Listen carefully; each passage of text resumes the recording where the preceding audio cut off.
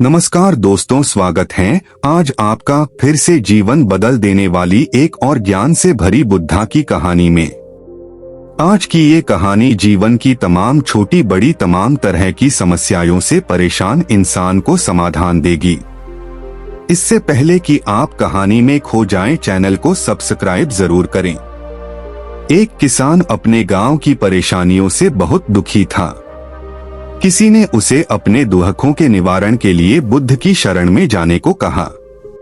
जो कुछ दिनों के लिए यहाँ से कुछ दूर एक गांव में आया है, वह निश्चय ही तुम्हारे सब दुखों का निवारण करेगा। यह सुनकर किसान बड़ी इच्छा से बुद्ध की शरण में गया।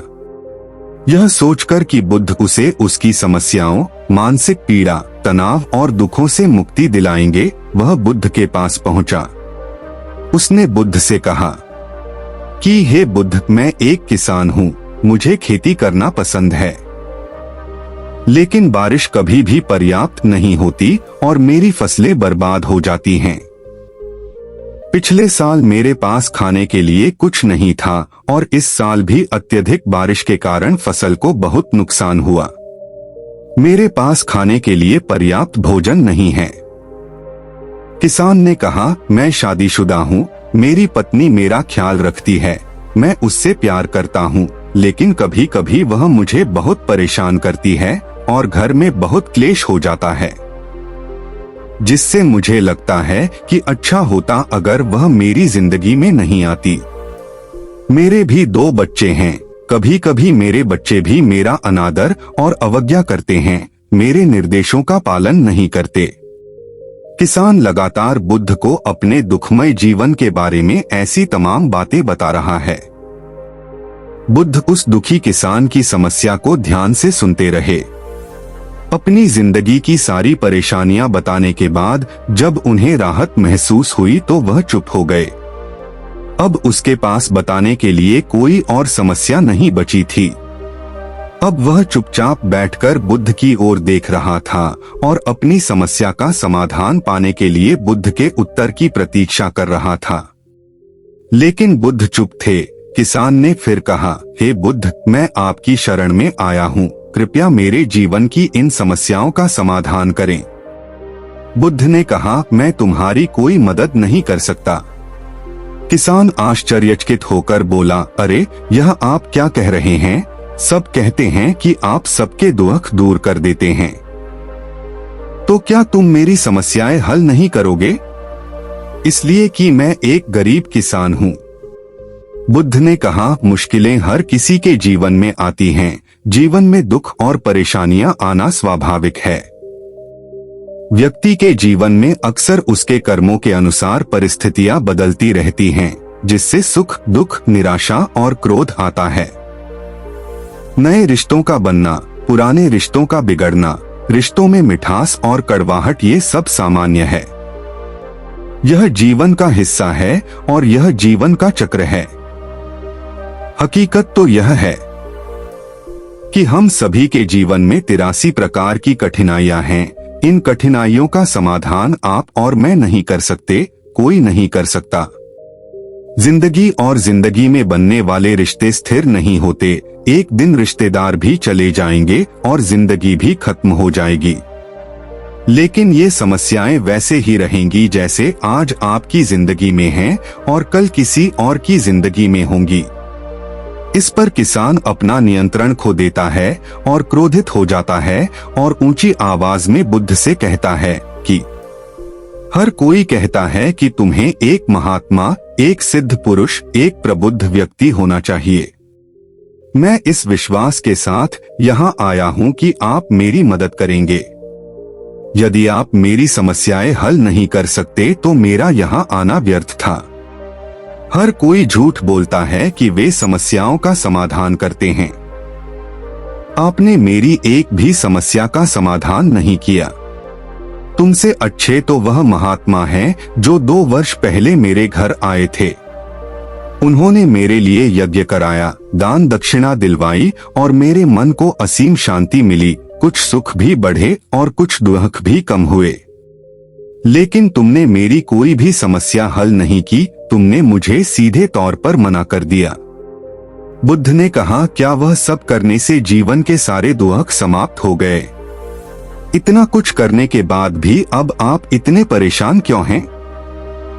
अब आप पहले से भी ज्यादा दुखों से घिर गए हैं।